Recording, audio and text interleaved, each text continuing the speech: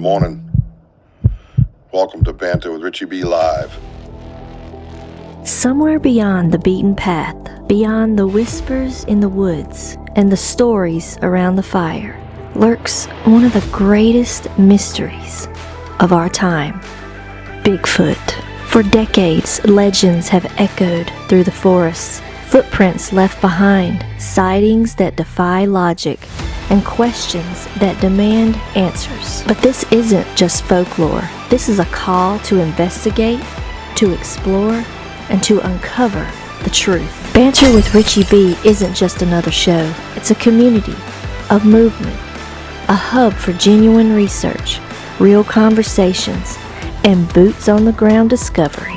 Every episode dives deep into evidence, expert interviews, field investigations, and the drive to seek what others say is impossible. If you believe in asking questions, if you're ready to get your boots dirty, and if you think the unknown deserves more than just a passing glance, then follow Banter with Richie B. Stay informed, stay sharp, and maybe, just maybe, be the one who finds the truth hiding in the trees.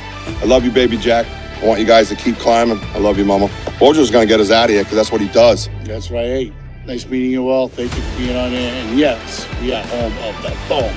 Let's go.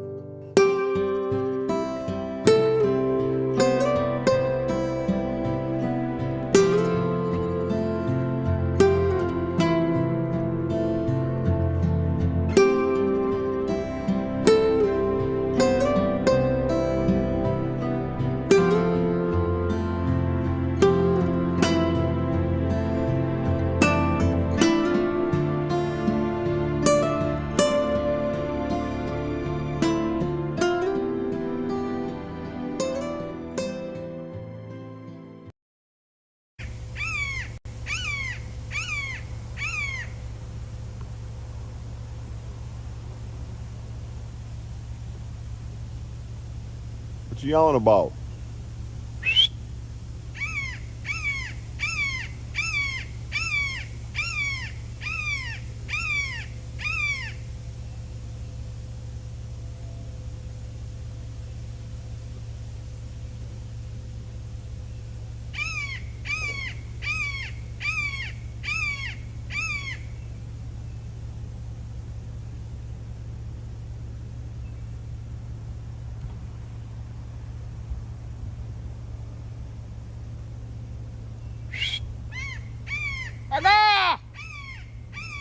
Yo.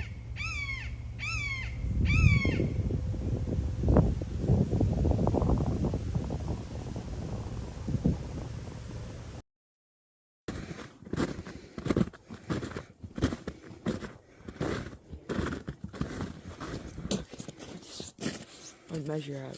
I can do that. What is it? It's just a heat filter. Oh, nighttime.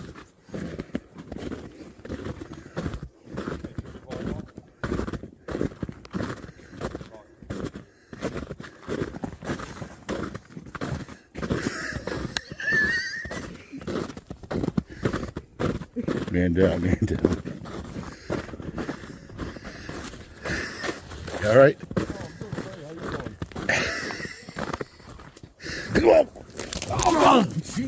Oh, God. Oh, shit. That was not on purpose. Holy shit.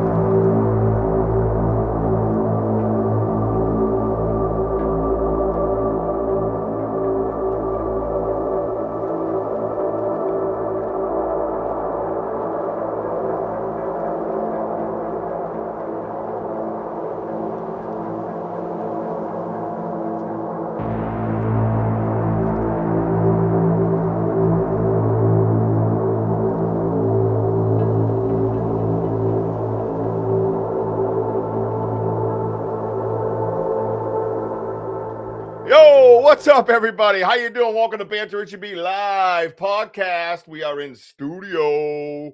Yeah, I had a little bit of a long intro. Whatever. Don't hate me. It's good stuff. I just enjoy it. Sam makes amazing videos. I had an amazing video of Jack as the hawk up in the tree. And, of course, the, I would say famous, but I'm going to call it infamous, ice fall that I took. And then my buddy came over to save me. You know, it's funny because I have a clip of it from my angle because, of course, I was live on YouTube. And it's even funnier. Like the dude coming over to say, he landed right on my hip. But, yeah, I found that in the archives, and I figured I'd run it during the – what? How?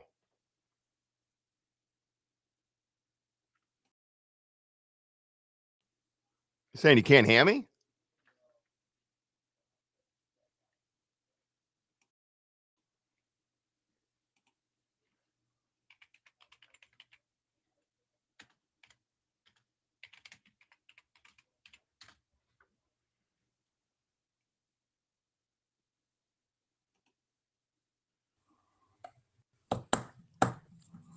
Say hi. Can you not hear me? I can hear you. Oh, someone said muted. I'm over here thinking I'm muted. Not me. All right, people, unmute your shit before you tell me I'm muted. By the way, guys, my name's WOJO. I am not the other guy. Boom! Welcome to the show. I brought you in because I thought nobody could hear me. What the hell is that? All right. I'm like, is he looking at me? I don't want nobody. Nothing. Hey, listen, I don't want nobody writing that down because they can use that against me. I'm telling you, I stopped right in my tracks. What the hell?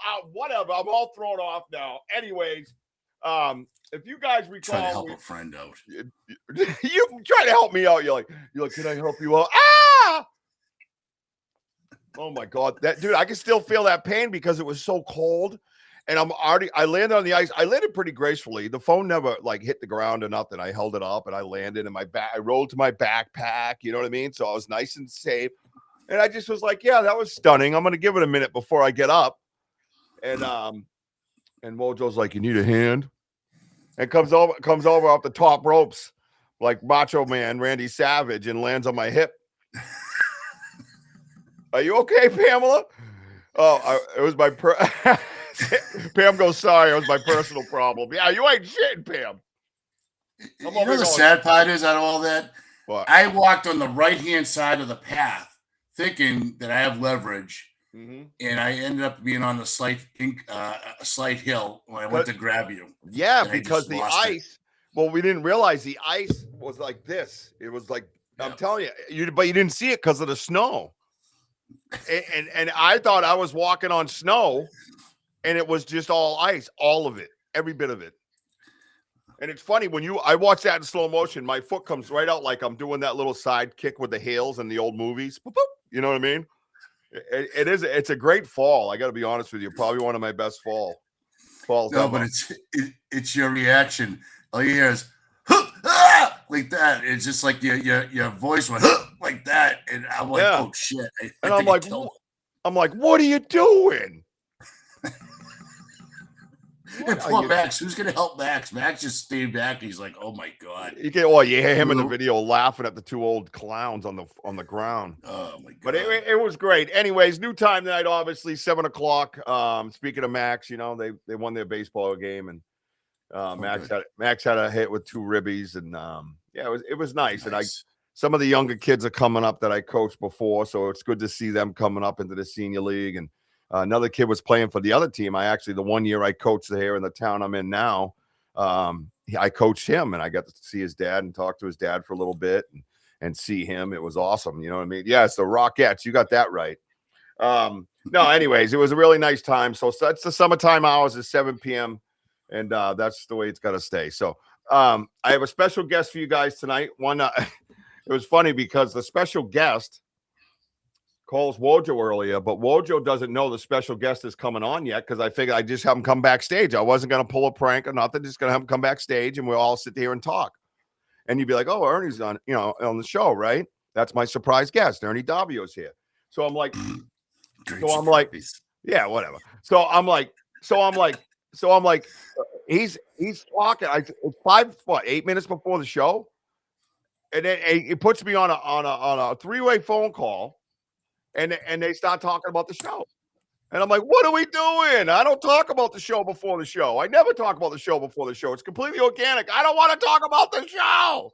And I flip out and hang up on him. And poor WOJO's like, he doesn't know what's going on. I figured Ernie had told you by that point, that he was coming on the show tonight. Well, Ernie, you idiot. Come in here and explain himself. Yeah, what are you doing? Everybody welcome Ernie Davio to the show, my man. What are you doing? Thank you. He's a social butterfly. He's just like, hello. Yeah, exactly. Yeah, I go out to the shed out here, the man cave thing, and I change. I'm a different individual. I just wanted to make sure that WOJO was awake. Yeah, right. Well, I dozed off with my little one, but it was funny. So what I did this week, we're gonna get to saying hello to everybody real quick, and we can have Ernie on the show while we do that. But as you can see, I'm wearing my Dark Realm TV shirt. That's where fear lives. Where fear lives. Yeah, in case you're wondering, I threw a curveball. Every Amazon Fire Stick, every Roku television, all over the world, baby. Get that app, $4.99 a month, and you get all kinds of stuff on there. Not just us, not just Bigfoot. You get paranormal. You get all kinds of cryptids, UFOs, wrestling, all kinds of stuff. So get over there and get that app, man. And at the very least, if you can't get the app, get over to Facebook and follow them. You guys are a big part of them getting up to 2,000 followers in no time. As soon as they asked, we made that happen. So that's pretty awesome. But what I did was, because I know Ernie, you could throw a seed at Ernie and then he'll just water it and make it grow on his own. So when we found all these sticks, I'm going to call them sticks at this point, and they were odd and, different and all this stuff, looking at them. And having conversations about him. I brought it up to Ernie. I figured I'd put it out there for him. And of course, he'd come back with some profound, cool shit. So I was like, yeah, why don't you come on the show Saturday so we can talk about this, right, my man? Yeah, absolutely. And that's what we're going to do. So let's say hi to everybody,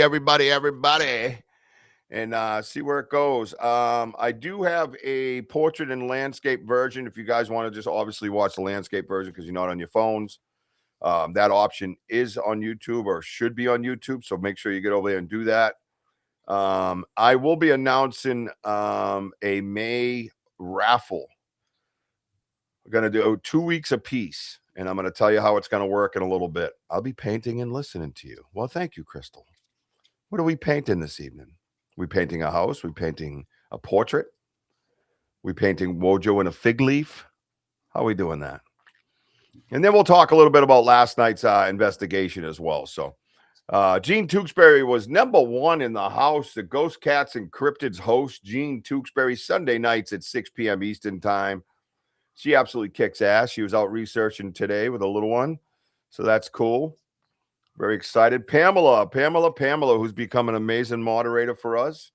Thank you so much, Pamela, for all you do. Even telling me I'm on mute when you're on mute. That was pretty well played. Castile, MC. Right, Wojo? What's up, Castile? Bring on Squatching. Kurt W. Secret Squirrel. Listen, I want everybody to hit that like button. If you just came into the show, I watch the numbers jump. I want you to like, subscribe, notify. I want you to hang out with us right here, man. This is an interactive podcast. You are not just to watch. You are to participate. We have a lot of fun here. We're a family here, and we'd love to have more of you. Just be respectful. That's all we ask. Let's see. I keep forgetting that I can scroll like this. It's Bree. What's up, it's Bree? Hey, Bree. Yeah, everybody hit that like button. If you're in here now, make sure. I'm going to go check on YouTube. I want to see those like numbers go up. Likety. I got everything downloaded or uploaded or however you want to look at it into the background. We're going to swing around into the big wall and we're going to do it early, man. We're going to look at these sticks up close and we're going to have a conversation. You tell me by the end of the show. Are these just sticks or are they tools? Are they tools used by our friends? But you got to know context. Context is everything all the time. Remember that. Martin's here. Martin. Dude, I got hungry today, man. Like crazy hungry. I have not eaten like that. I had like 4 pieces of pizza and a peanut butter and jelly sandwich. Does that even make sense? I think I'm pregnant. All right, on with the show. Okay. Let's see. BMO cheesecake all the way. Cheesecake's the best. See, I just talked about food and there's cheesecake. I should have got a damn cheesecake.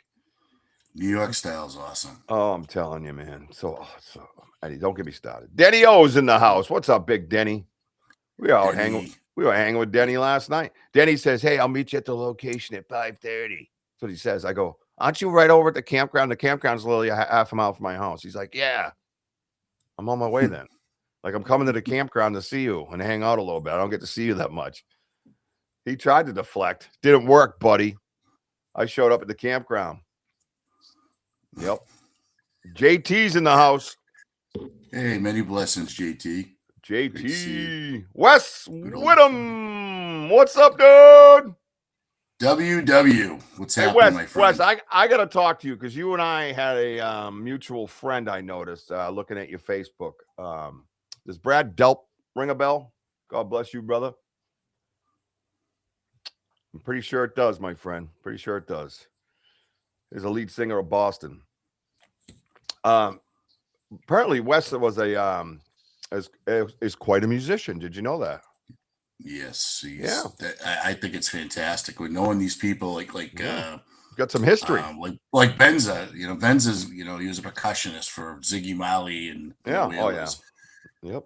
Now we get WW. That's WW. Don't get Kurt W upset now, giving away his nickname. We don't want him crying. Mickey Richards, what's up, Mickey Richards? Curious Cryptids is here. Hey, what's Curious. Up, hey, TM Drake. TM Drake, what's happening? Ba, ba, ba, ba. All right, all my nonsense that I love to write. Finchy's in the house. He says, "Welcome to Bigfoot Banter with Richie B and the WOJO Mojo." Hey, Finchy. Finchy, D-Hoot. Hey, D in the hoot. The Buddha. Yep. Plus, I don't know how many people we've had a lot of new people here, so I wanted to see that video because that video is a great way to start the show. Have a laugh at yourself, enjoy it. You know what I mean? It was a pretty funny moment. We got to give it that. Crystal Altman is here. Hello. Hey, Crystal. Thank you for being on here. Arthur. Walk. Is it walk? W-A-C-H? Is that how you say that with a C-H? Walk. Yeah. I would say so. What's going on, Arthur? Great to see you, bud. What up, Arthur? Arthur's here. Arthur's here. Thank you, Arthur, for being here. What was that? What was that? Was he knock over? WOJO drumming. Does he knock over a trash can? I'm right here. Ron Winowski. We are always watching. Oh. I don't know whether to say thank you or shut my shades. Great to see you, Ron. Thank you for being on here. Yeah, that's what I meant. Mooncat Ops. What's up, Mooney? Go check Cat and the Ops. Go check out Mooncat Ops over on YouTube, man. He's got a cool little channel going. So make sure you guys all support him and his adventures, man. And that's what he calls them. What's that say? Martin? Nor Ernest Martin? I don't know. No. Is it no? Oh, I got to figure that one out. Welcome to the show. That's a new name. Good to see you here. A little one is doing a 5K run tomorrow, so I'm making signs. Oh, okay. There you go, Crystal. Doing the 5K. Steven Panzini. Hey, forget about it, huh? What's up there, Pazzini? Benno says, good morning, everyone. Good morning / evening, y'all. What's going on, Aussie? BMO says, tools done. Drop the mic and walk away. Kelly Porter, New Hampshire Bigfoot guy. Hey, guy. What's going on, Kelly? Look at all these lovely faces in here. I love it. One Grateful Mom. How are you? Hey, guys. Vince's sister in the house. Yep, that's Gayla right there. Hey, great to see you on here. Love you, girl. Oh, it's Noreen Martin. I'm sorry. Yeah, you met Noreen and her daughter who just recently got married with Billy. Saint Martin. Saint Martin, yes. That's what threw me off was the ST. Yes. Yeah. So it's Noreen. That's why I kept reading it and I didn't say hi. I was like, who is that? Yeah, sorry, Noreen. No, good job, man. Yeah, you got me, Noreen. I don't know why her name looked different. I've seen her in here before. Are you on a different platform? I know. Is she on a different platform? No, Ben YouTube and Richie WOJO. Ernie threw us off. That's all. Blame Ernie. Ernie's. Yeah. Yeah, it's right there. Sorry, Noreen. That was WOJO's fault. Yeah. When all else fails, blame the WOJO. Everything else is my fault. Yeah. It looks like there's something different about her name. I don't know if it's the purple N or something. I'm a pretty visual dude and I have photographic memory, so something's different. I don't know what it is, but it got me there. It's the EST. It's the. It looked like separate like words, almost like Ernest. When I looked at it, Ernest. There's another Ernest here. I was too. I thought it said no Ernest, like Ernie. Somebody doesn't like you. Yeah, you got a hater in here, Ernie. That's right. No Ernest. Ernie's stand in line. Ernie's dealt with that before, right, Ernie? Yeah. Stand in line. Yeah, stand in line. So check it out. I was working down the softball field today, getting it ready for the season, and I found this cool, empty little boxer shell. Nice. Oh, that's cool. Yeah, it's even got his spine rack in there where it was held. His spine was held on. You can't really see it, but I'll show it to you later. But anyways, I thought it would be a nice little fit for my desk. Nice and disgusting. Okay, my friends, let's talk some wood. Oh, there's one up there. Hang on. I'm really prepared for the show. Hang on. I was sleeping, remember? All right. This is my favorite, to be honest with you. There's one other one. My point of interest is this guy here, because I want to know why it's made like a medieval weapon, right? With those extra points on it. You see the 3 extra points? Like like you stick it in there somewhere and it's pretty awesome. Stab and grab. Yeah, it's pretty awesome, right? But so Ernie, I reached out to you. Yeah. And we had a nice, interesting conversation. I was sending things over to you via the phone, and we were talking about that. And because I get curious like everybody else, right? We're all a bunch of critical thinkers, right? We all get really curious, real fast, real easy. And I said, well, who do I know that I could send this to? Because we have a great team, right? And you're part of that team, and everybody on the side, and things you could send to Curious, and she goes crazy and just runs with it. You can drop info in the messenger, and then there's banter back and forth between Kurt and Denny and Andy, and people in there, and they're breaking things down. Robin jumps in, Martin jumps in, and you get all these beautiful points of view about the one subject. And it's really a great way to research and add to your research and try to find answers. Because, this isn't a show just to be a show. This is a research broadcast, basically, to find answers, right? So we don't have fans. We have professional researchers. That's the way I feel about it. And yeah, nobody's an expert about Bigfoot and all that stuff. I'm talking about when you research so much in your life, or you do anything so much you become a professional at it. And you have your own techniques, and you have your own style, you have your own thought process, and you add to others. And that's what we have. And it's one of the most profound group of people that I've ever been around, and so smart, so brilliant. It's just awesome. And the different walks of life and all this stuff, and they all come together for the same reason. And they're smart as hell, and they add to it. So I go through my little brain Rolodex. What's up, Frankie Too Sweet? I feel a little weird saying that.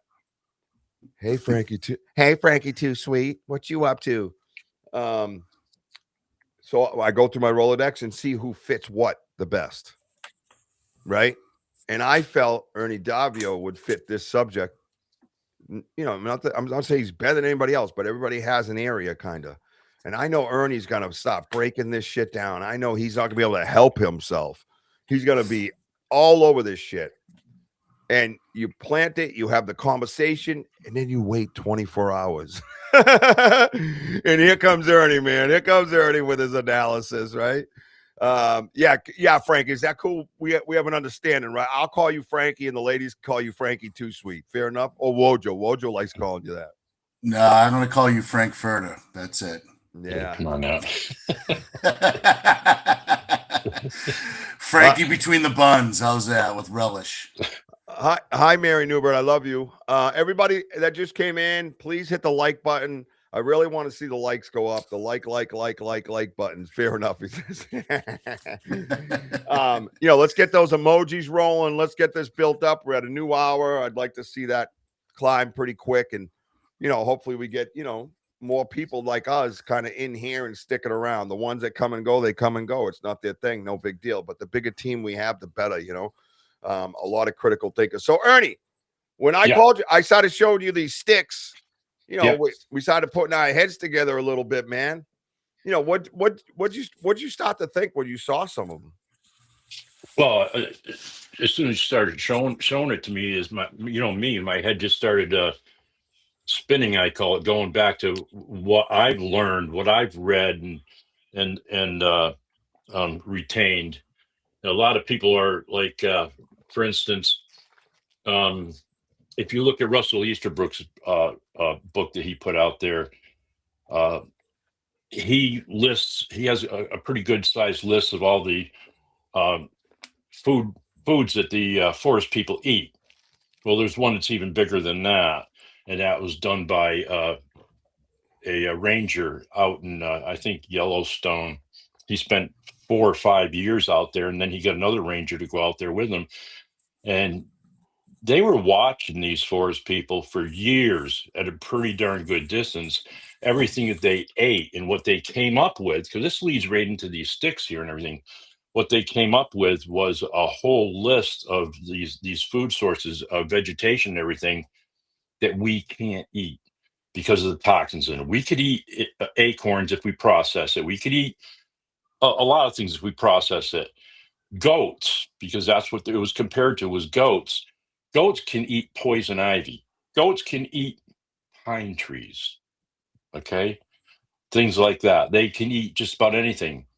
So they figured that is exactly their metabolism. The forest people can eat all this stuff. So when you presented that to me, as my mind immediately went back there, and I'm trying to think of why would they? But I know how WOJO in your mind works.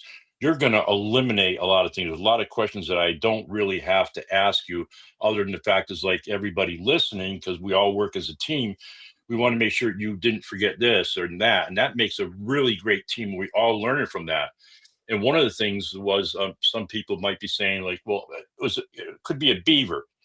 Well, I can assure you that a beaver isn't going to travel a mile to go get a branch to help build their dam.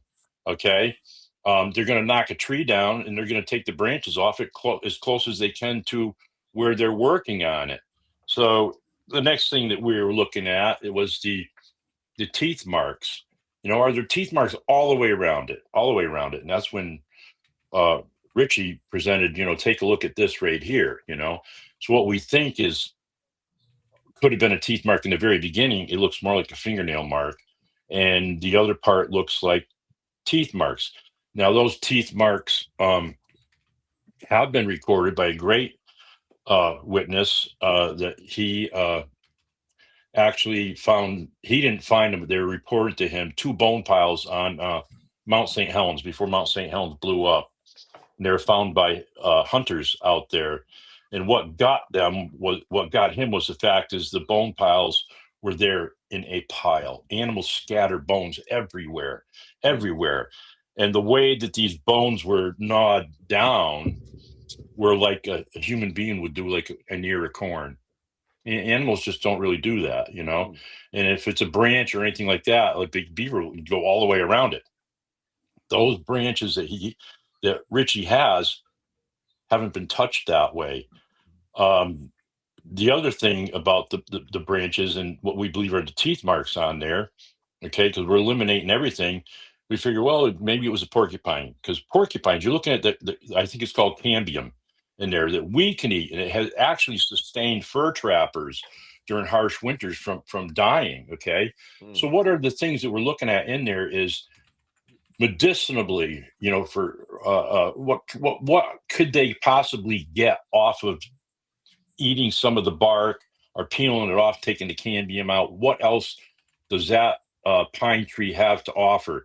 It comes up with a lot of minerals and a lot of vitamins, high in vitamins. So it points directly towards them doing something like that for the nutritional value.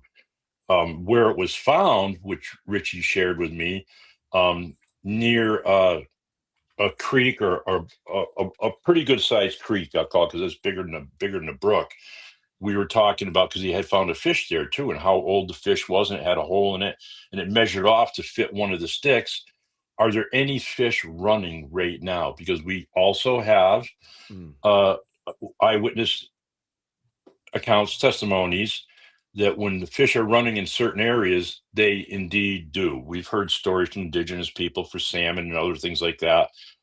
But I have it from a good source, that it wasn't just he found it one time. He actually found it 2 times within a 4-year period of time, because it takes quite a bit of time and energy to get into where he goes in there. But what he had also found is he also found the glyphs on there. And figuring out the glyphs, we kind of knew that they were the ones that were responsible for going in there, and the sticks that were broken, and they how many of them there were, blah, blah, blah. It's very interesting. So we can't say absolutely 100%, But I'll tell you what, it's right up there. It's right on top of there. These guys have more information that I don't. I'm not even privy of, but I know that they do have it. One of the other things that like a raccoon or a porcupine will do, they may nip off a small tree branch or whatever it may be. They're more interested in the bark, particularly cedar, I think it is. Those sticks are going to fall directly underneath the pine tree. There were no pine trees around there. It was located next to a slide, what you call a slide. People unfamiliar with that is you look at a really steep hill. If you go up the hill, like Jack and Jill, and you want to come down, you're best off not to try to, particularly where I live right now, to try to come down and stand up. You want to sit down, and believe it or not, deer do that also. Okay, so why wouldn't they do that? You know, to be safe, to come down rather than come down full tilt. I mean, why sprain an ankle or anything like that? And I think that's what you guys are finding. So I'm leaning heavy towards, I'd like somebody that deals in like dentures, okay, to take a look at that and see if it matches up with anything that they're doing. So you have even that 1% more to give you the 100% look at this is what it is. And to have them in basically a grouping, the sticks in a grouping, something use them, something place them there, you know, to get rid of them. Now, what we've found, because people are going to be wondering, well, does anybody know anything about are they using tools? Yeah. Ray Hardwood, he does a Bigfoot Quest magazine, great researcher. Okay. As he had given me a call one time, and we were discussing that, and I asked him what it was. What did you find? And right near a game trail, they had a sapling that went over the game trail, and everybody knows what that is more than likely from, okay, and why. And right on the other side was a pretty good sized boulder, but behind the boulder that you really couldn't see, there was a tree, and in between the tree and the boulder were 2 clubs, what we would call clubs. Okay, so quite obviously that they are using things like this if they have to, either a juvenile that just maybe not fast enough or strong enough, set up on that pinch point, that ambush point. And we know that they do love to do things like that, to make a little structure where they're kind of like somebody that's bow hunting would do, a blind. They call them blinds, right, WOJO? And sit in that blind so you can see down a trail in both directions, you know. So that's exactly where my mind was going. So I figured I would dig into that. I would look for pictures online of anything that resembled that. I'm not coming up with anything. It's exactly what Rich says. Those sticks look polished. You know, they look like they were taken with your hand and rubbed. They look like they're maybe bitten, like the tip of them to sharpen them, because they're, you know, it's pretty easy to do that and even take a little bite out of that, because they really don't have to make it all that sharp. Somebody might say, well, why didn't they use mahogany or elk or maple or something like that, elm or something like that? Well, you know, if you're only going to take something and just stab it, you don't need anything special. Okay, you can take a straw and put it through a potato by holding it on one end, the very opposite end that you're going to hit the potato with. If you do it right and you do it fast enough, you put it right through a potato. If you do it slow, you're going to break your straw and bend it over. So you don't need anything that strong to use as a weapon, that kind of a weapon, or even for digging bone marrow out, for that fact, because they have been known to do that also. That's one point I didn't even think about, because we have some bones here. Well, do you remember some of them were like half filled with the bone marrow? Other ones are just empty. And we're trying to figure out how they're getting out of there. And we thought of the theory that the peanut butter stick, when we found that one, we had a discussion one time about they're picking it with a stick, but this stick wouldn't be strong enough if the bone marrow was dried up and a little bit hardened. So you'd need something a little bit better than that.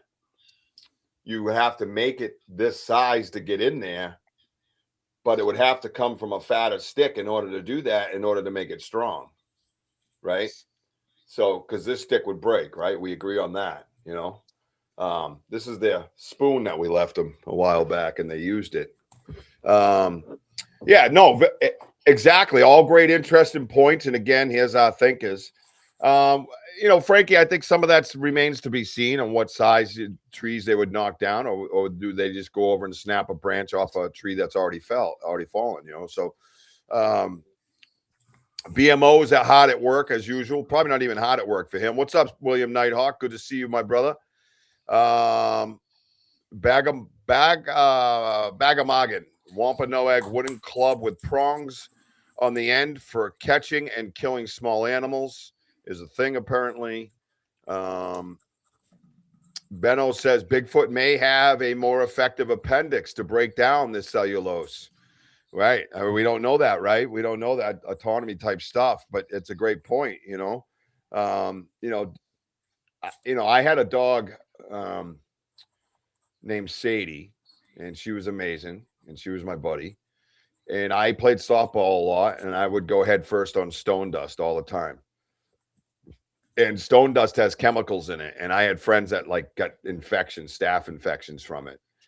And I never would. And people would say, how come, you don't get anything, infected? I said, well, I clean it first of all, but that doesn't always do it. Well, I would have my dog come over and lick my wound. And she would lick my wound, and my wound would heal within 7 days. My skin was scabbing over. It was like other guys were still red raw. And I never got a staph infection. And people were like, what the hell's that? I said, my dog licks my wounds. They have enzymes on their tongue that can take on certain bacterias, and they do. Look it up. And she did. That's what she would do. So whenever I came home, I would just sit on the couch, and she would just blah, blah, blah. and she would just save my ass, man. I'm telling you, she was amazing. Yeah, we'll definitely will, Wes. Yeah, I got a cool one when he was playing at the Boston Garden in one of the what was that? I think it was the AAF parties that they used to have or something like that. We got backstage passes, and we were hanging out with Brad, and I was up on stage with Foreigner. I was doing guitar kicks off their amps. It was pretty cool. What's up, Paul Anthony? Ernie has one of the most fascinating encounter stories I've ever heard. Yeah, he does, man. He does. And there's this dude right here. One of the renderings. Yep. Thank you for that, Paul. You're absolutely correct. Yep. WOJO's wearing his shirt. Why is that one blacked out? That was weird. You see that? That comment's grayed out right here. On the side. Yeah. Unless it's, I don't know. Wampanoag women and children use these sticks for foraging, gathering roots, cultivating soil, and digging for clams and other tubers. Great stuff, BMO. Way to come out of the gates firing. You did some homework, I think.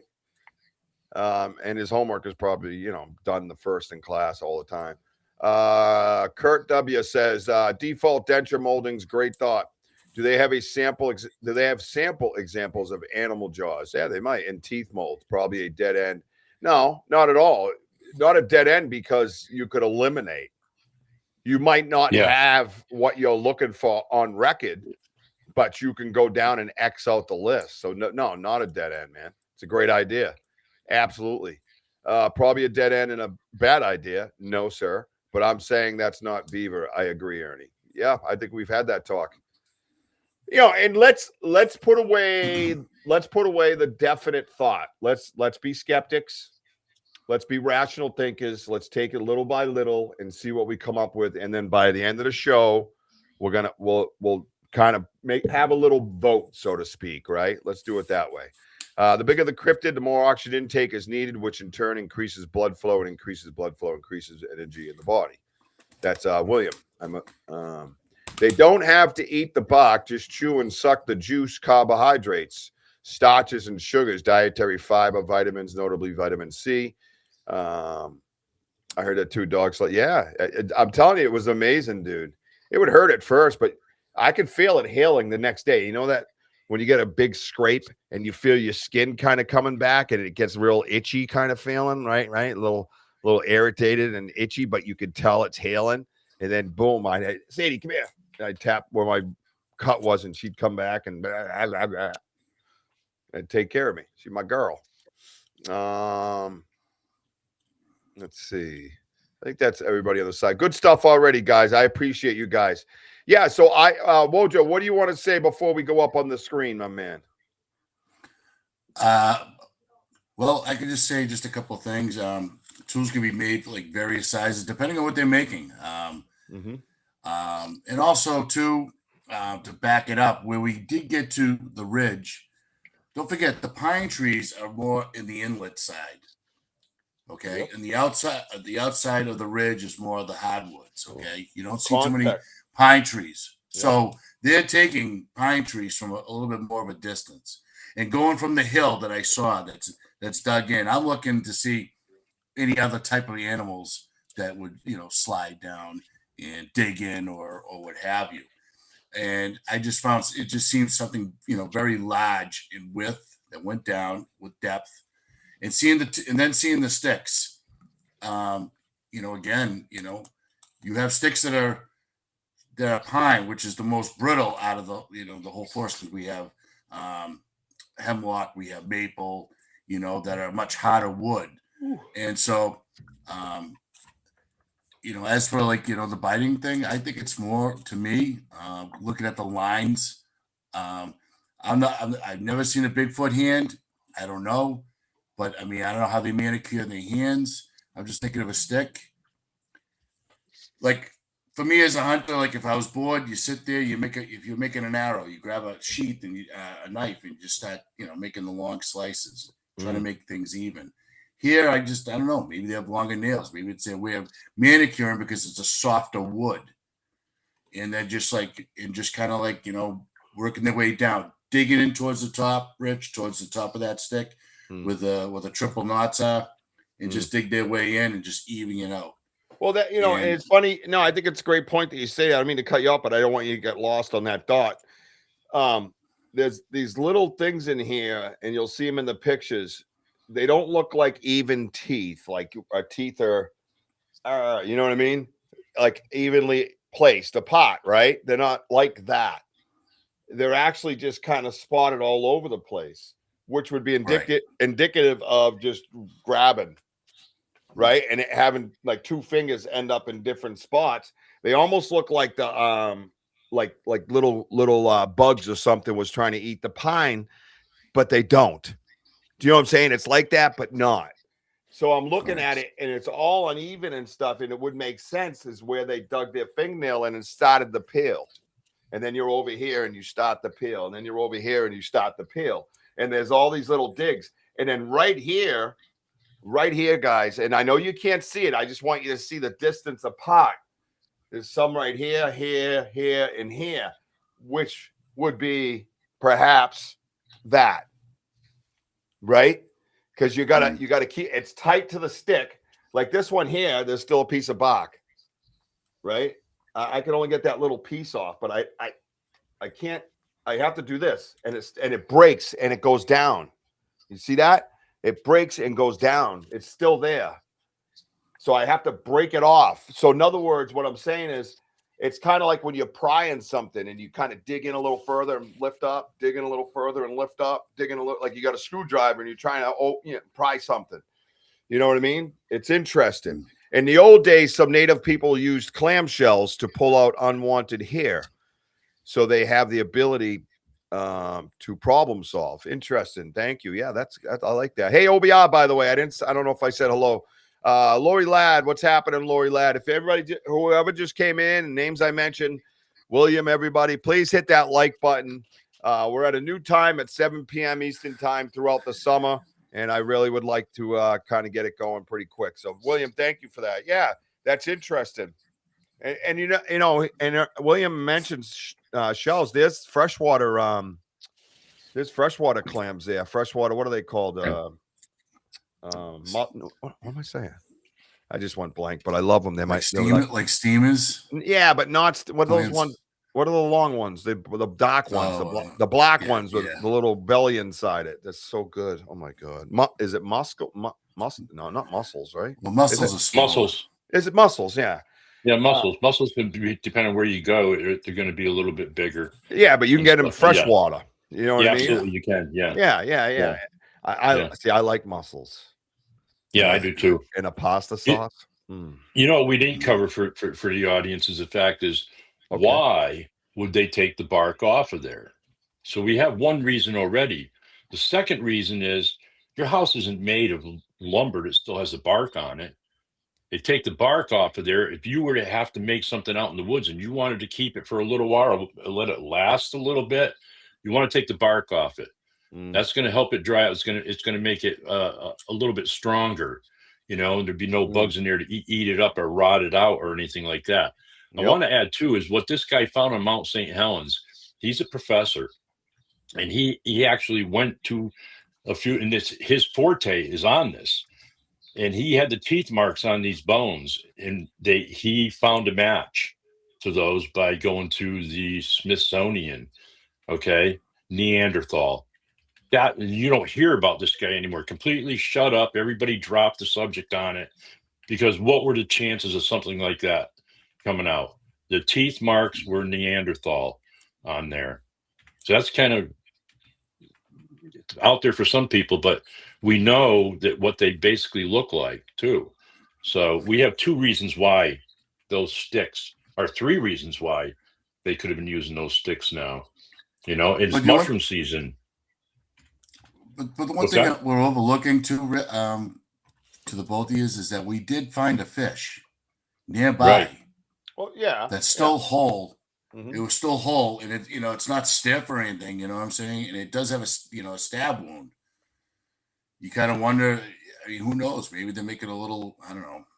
Just to put the pile of sticks on there and let the fish sit on there. So that, maybe they don't want it dirty or I don't know. It might have been some way of maybe try to preserve it. I don't know. And it might have been a fish that they actually didn't get on the first shot, that they stabbed it and it just kind of swam out a little bit from there and then wound up floating and the breeze blew it into the shore. And that's where you guys found it. Maybe they were disturbed. Well, right. And one thing, it is a little bit of a pool, and WOJO was looking at the depth of it. The river flies by. And it was at the beginning where a little mouth opens before it goes into a brook. And we all know, and I'm sure William can add to this as well, when it first comes off that river, they get kind of spun or lost. And all of a sudden, there they are in the beginning before they can gather themselves and either head towards the brook or back out to the river where they can't get them. They're in this pool. And the other thing that talking with Ernie, and I don't know if I mentioned it before, but the heron are running. Oh, they are. That's what you and I were talking about. Yeah. Yeah. So we have a heron run right here. I got one now. Yeah. Thank you. We have a heron run right here in Middleborough where I'm at. And not only that, we have the festivals and everything. And there's one right at the bottom of the hill. Matter of fact, where Denny camps, there's a heron run right there. And that they would have to come up the Taunton River in order to get to the Nemasket River to get to the other river. You know what I'm saying? So all the rivers are connected. So all these major rivers in this area, they have to run the major ones to get to the little ones to get to the brooks. Do you know what I'm saying? So all these different ones make sense. That makes perfect sense because that's what you and I were talking about, and that's what we actually found, or somebody I know actually found. Okay. Yeah. In Washington State, and it was a particular fish that happened to be running off of that creek or small stream or whatever it was at that time of the year. So that's why he went back, a year or so later and found it again with the same stuff that was there. They just rearranged it a little bit, their glyph and everything. So it was actually at the same time that the fish were running. So there you have a little bit more to add to this too. The herring were running 100%. Yeah. And well, the best part about it is if you look at it when they start to run, there's masses of them. We used to put the fish on the stick to cook it sometimes, guts and all. Interesting. A fishbone would be a good tool for scraping out marrow, I reckon. That's a great idea. Yeah. The ribs. Or a comb. If you get, like, say at the beginning of them running, there's a little bit less. And then they kind of build up, and then the same on the back end of it, they dissipate, and there's a stragglers, so to speak, right? So I'm almost certain, WOJO, I have to look at the live. I'm almost certain, looking back, that's a heron. That would be pretty good. I'm almost Hey, certain. can I ask you guys a question here? Because you mentioned the inlet to this little like I'm going to call it a little pond area or a pool area. Yeah. We do know that they make fish traps, and they use rocks to make fish traps. So it funnels the fish into an area, right? That they it's going to be harder for they can only get out one way. Right. We talked about WOJO and I talked about that, but WOJO, if you think about it, maybe not so much rocks. That entrance way is kind of jammed up, and I know the river flows, but there's logs blocking that entrance.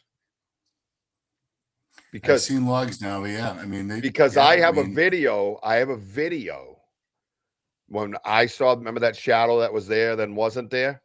There's a video of the river flying because it was up high, and there's a log right there. And I remember I mentioned it. What's that in the water? Looks like dragon spikes or something.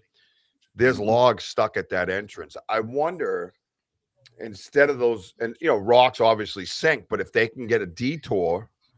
If you just put like an off ramp out of a log because you got it kind of stuck in the ground somewhere, and they're coming down the river and they hit that log and they detour left. Well, use it as a dam or a shutoff point. I mean, yeah, just even a detour, because if there's a 10,000 heron running, something's gonna hit that little. They use the locks as it is with heron. Yeah, that's what a heron run is. That's what a heron run is. But if you did it, turn that sideways, and you did the same thing like a lock at a wood, they would just bang a left and wouldn't even know it.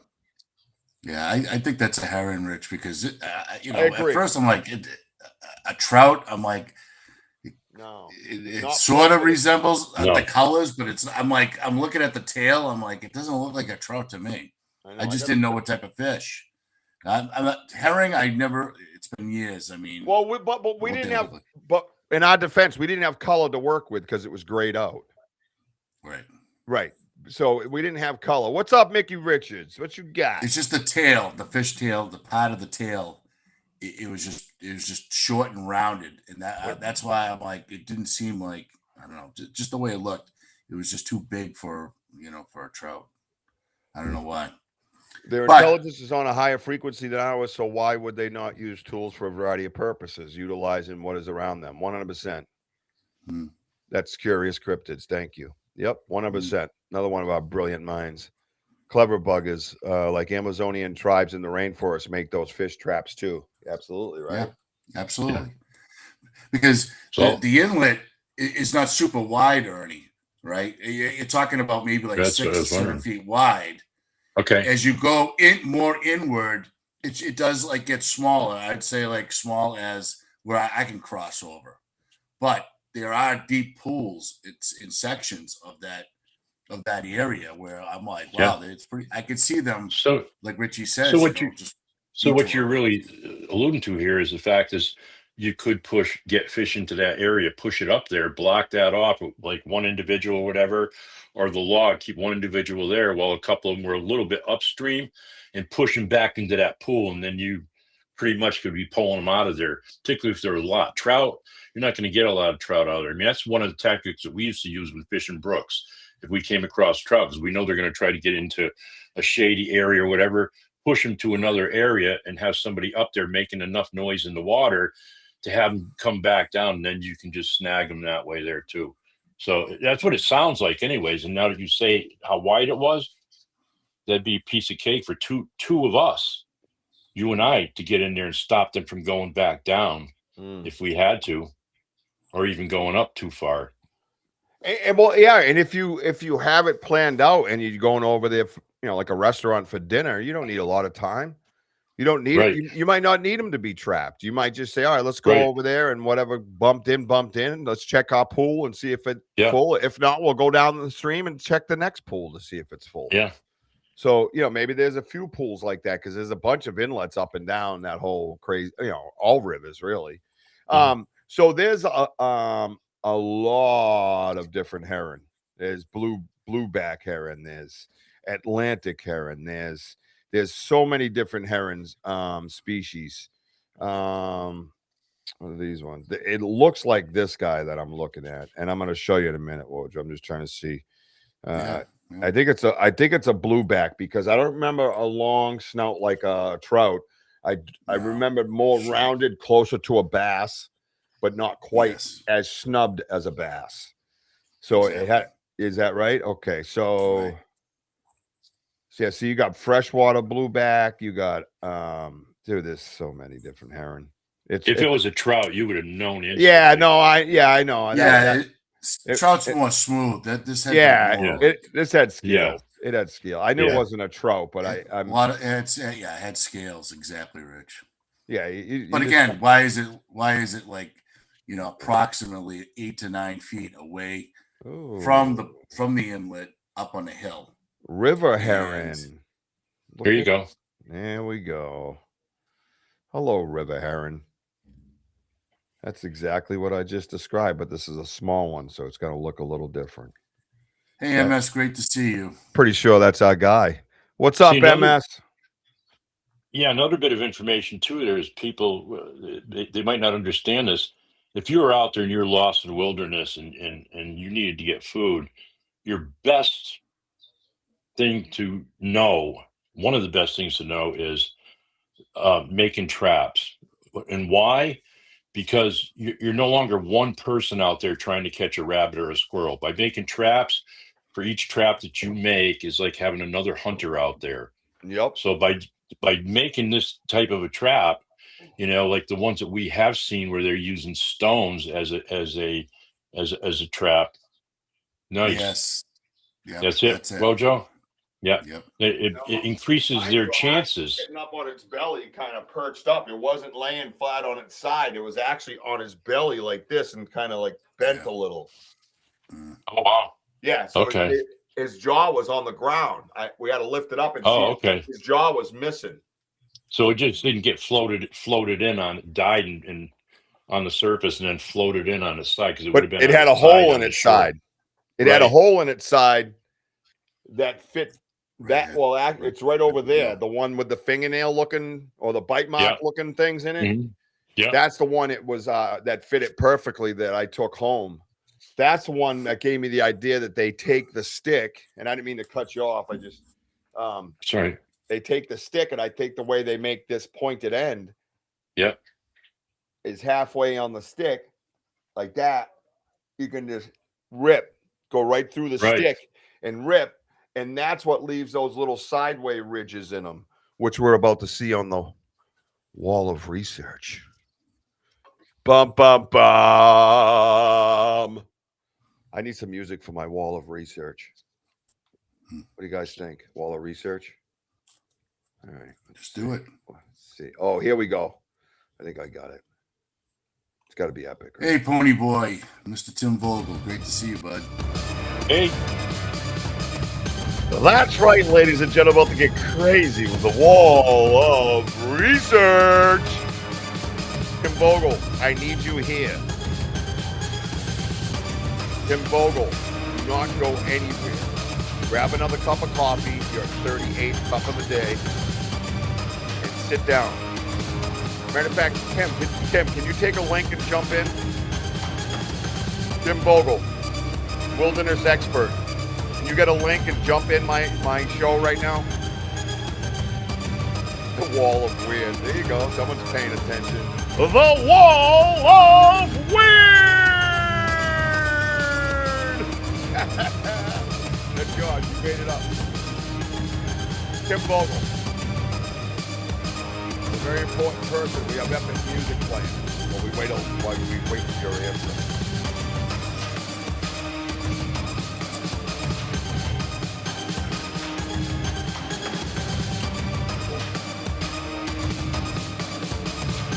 Let's just find out, Jim. Gotta get to the wall of weird.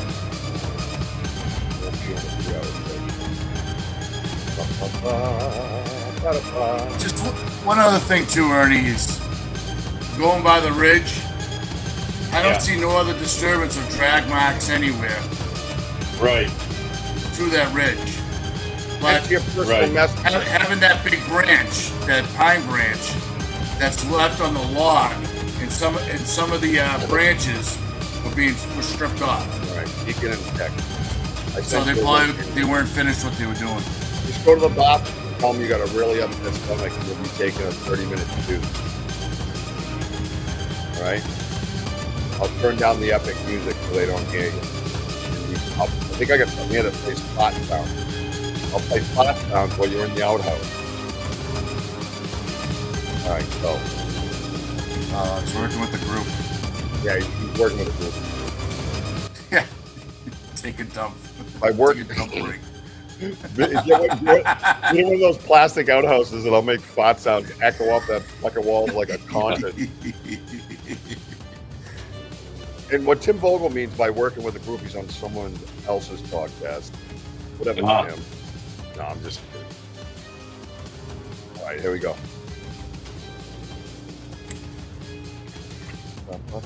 Virtual background. I love you. Virtual background. I love you. Gray. See the gray? Bang. See how gray it is all around me? Well, is that epic music or what? Does that get you excited? I wonder if apes or chimpanzees do sparing. I believe I read something about fools with chimpanzees when I was researching. Have you read anything about that, Mr. Davo? Yeah, they do use tools. It's Davo, right? Yeah, it would be Davo, yes. Yeah, I was told Davo, even though I call you Davio. Correct, yeah. Yeah, but they're both right, aren't they? Aren't they both right? Yeah, they're both correct. Yeah, it depends on just where you're from. Right. My last name is Brault, and in France it's Bro. And my mother's a Desimone in the United States, but in Italy she's a Di Simone. So yeah, we just dropped the X off of ours. One of your friends corrected me. I forget who that was. You remember who that was, WOJO? I haven't seen him. He told me it was DeVoe. And I said, well, yeah. I'll call Ernie what I want. Because Ernie calls me what he wants. Yeah, that's right. I think he got jealous because we had pet names for each other. No, those are what you call safe words. Hey, hey, I see on here that I have a chat down here. So is that possible that I can see people if they're making comments, asking questions? Oh, I don't know. That might you're on your phone now, Ernie. No, I'm on like a little laptop here, and it's like got a blue light on it and it says chat. And I'm thinking if I hit that, click it. I'm gonna do it. Click it. Yeah. What's stopping you? Okay, I got everybody. Oh, I didn't want to do it and have the darn thing shut off on me. Then I have to brainstorm on how to do it again. So after all these podcasts that you've been on and talking, you never knew that existed. A lot of people that I'm on their podcasts, they don't allow that. They don't allow their guests to see everything because they don't. Some people can be nasty. You guys have good moderators, and even still, I would just not pay any mind, anyways. But we have the best.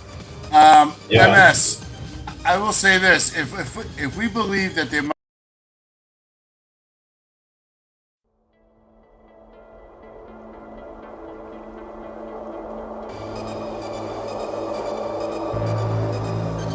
Wow, what the hell's going on? I have things falling and dropping and oh my God, dude. It is brutal up in here. Sorry.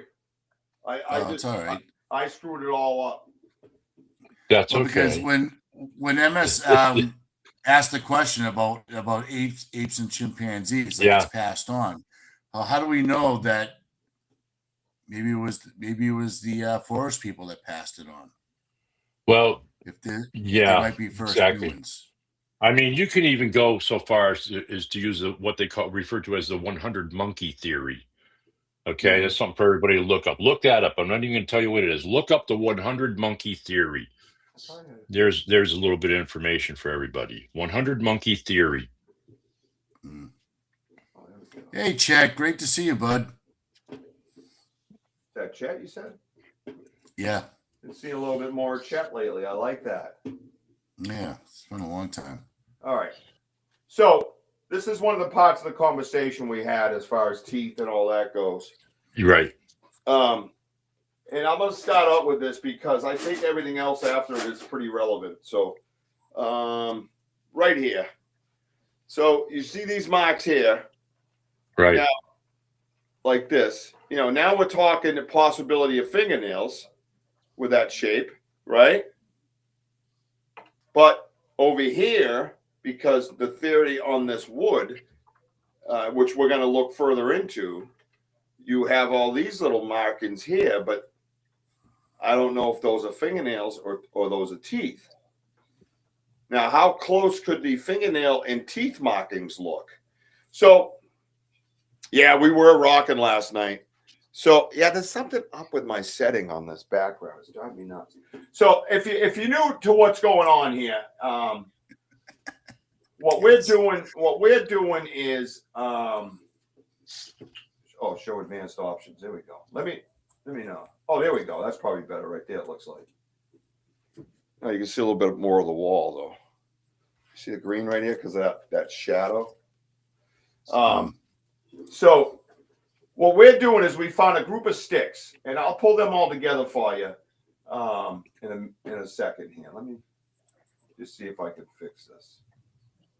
Yeah, so there's that. All right, so we don't want to go too crazy there. Let's see if that works out. I think that's BMO. Yeah, that's livable.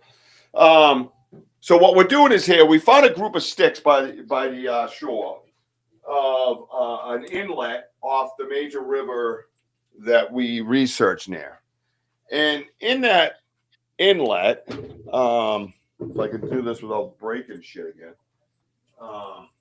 dumbass. We found a dead fish on the side of the inlet, and we believe it's a heron, which would be indicative of this area and native to this area, and they run yearly.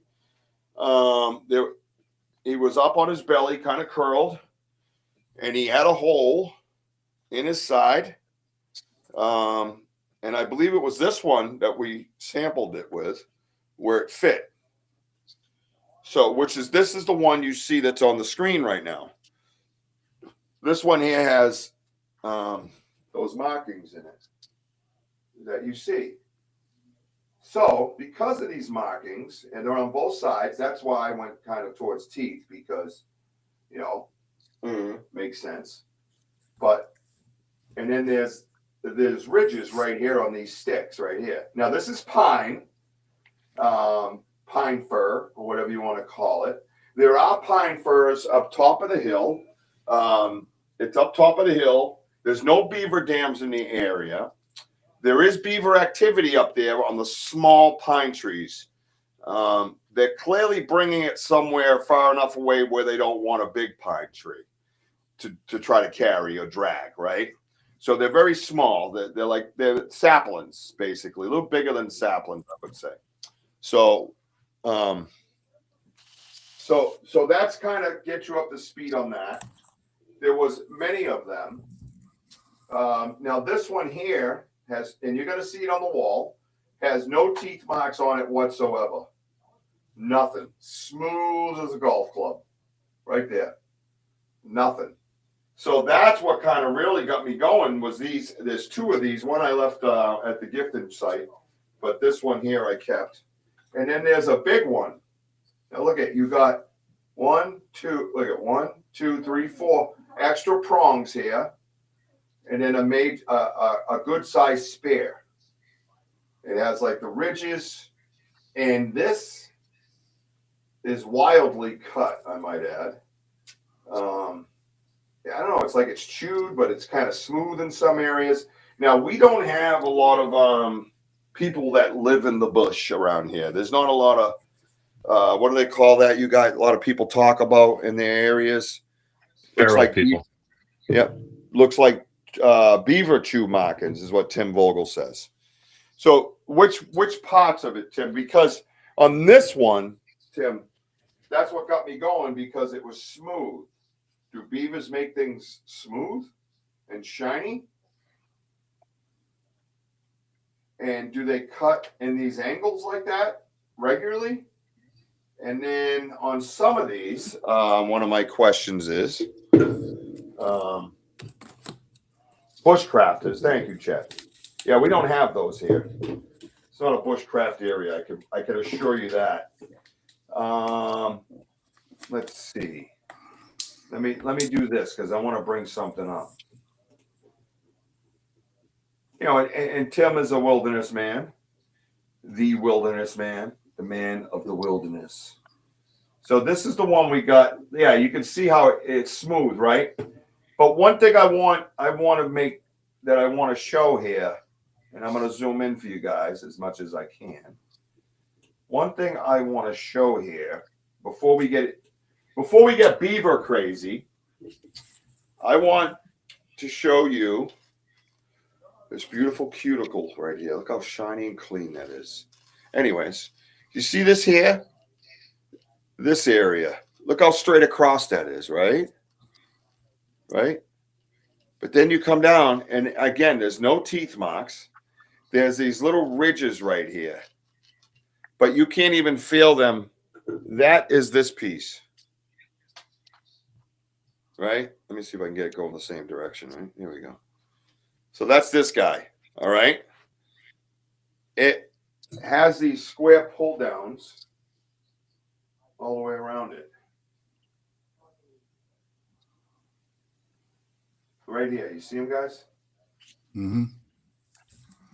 Yeah, I want the audience too. You're going to see them. I got some up close ones, but I want you to see. Look how square they are. Perfectly, right? So my question, I guess, would be to someone of the wilderness variety, how, well, Scott's watch out, bushcraft is a good point. How would a beaver not make teeth marks, but shave a stick totally smooth? Completely smooth. My understanding is beavers don't like pine for eating. It's not their preference, to the point where they sometimes would rather not. And we're in an area with plenty of hardwood. There's tons of hardwood all around. Why would the beaver choose pine? Eating just a cambium layer, but not leaving any teeth marks here, but leaving teeth marks here, but not here. Same stick, basically, right? And there was like 6 or 7 of these around. So that looks like the support stick to the stone slab trap. So that's one of the things that I was curious about. No, they don't eat fish. That's right. Yeah, and we got beavers here. Absolutely. Yeah, we got beavers here as well. Yeah, and we know about the cambium layer, but I'm trying to figure out how they don't leave marks when they're eating the cambium layer, but the other ones they're eating. And wait, isn't it my understanding that they don't like any of that in the pine as far as eating goes? I'm confused by that. Because my understanding, right, Ernie, is that what you read? I didn't read that they did not prefer the pine, but even if they did, let's say they do, you would have it all the way around the stick. They would be eating all of it, not just a little bit of it. Oh, look how blurry that is. That's so stupid. They do make them smooth. Plus, swelling in the water would make it smooth. Yeah, it wasn't in the water. But no, that's a good point. Something to note and know. Let's see. Furious made a pretty good point too. Yeah, what about I think. The fish? Yeah, the fish. Yeah, I'm not sure if I'm not 100% sure. It'd be something Tim Vogel would. I thought that beavers do indeed go after fish. They will eat pine, but it's not preferred, correct? That's my understanding. And if they say they're in an area, what is going on? Is that WOJO? Yeah, I don't know. It might be. Yeah, Cam's got a good point too, because that's something that you and I talked about, Rich, is teaching the younger ones how to do that. Beavers do not eat fish. I just Okay. looked it up just to confirm. Okay, because I never knew beavers would eat fish, but just to confirm, they do not eat fish. Yeah, well, we know pine is edible, but pine is not preferred by beaver. And my question is, if there's a plethora of hardwoods, why would they choose pine to eat when it's not preferable? Right. That, that's one of my questions as well. So I'm a little taken aback by that as well. So, and my other question is, when they generally say they make a mess and they're throwing sticks around, right? Like how many have you seen? I know it matters on the group of them, right? But how many were there, WOJO? 6, 7 of them? I can't remember exactly. Yeah, 6, 7 of them. It's approximately around. Yeah, it's about that. Yeah. About what? 10, 15 feet from the fish? Oh yeah. That we saw? Okay. Yep. And they're down, and they were down at the edge of the water. And generally, you see this kind of shape with this spearhead type thing? Where do those sticks go? Because these sticks are just gone. There's no little sticks anywhere. They couldn't be eating those. And then what makes that shape right here? What makes that shape? Right there. This right here. It just looks square. And then my other question to you is, what? Pine is right. I know that they can. I got that. But because they can. Okay. What do you mean because they can? Like, why does a dog lick his balls? Because he can? Like, what does that mean? Meaning that they can eat up to that knot area that you're pointing at. Because they can. Yeah, I got that. I'm not questioning what you find. All right, so here's another question for you.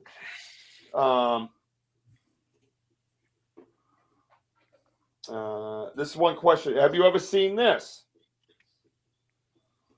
Have you ever seen that shape right there? This shape right here. So I got one coming in here and one going here. Have you ever seen that shape?